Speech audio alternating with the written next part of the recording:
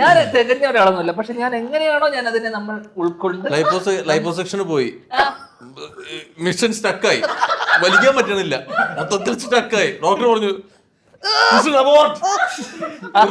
ആ ഡോക്ടറാണ് ഈ ഡോക്ടർ. കാരണം പണി അറിയില്ല, പണി അറിയാത്ത ഡോക്ടർ എടുത്ത് പോയാൽ അപ്പൊ ഇന്ത്യയിൽ ഡോക്ടർ ഇല്ല. അതാണ് സത്യം.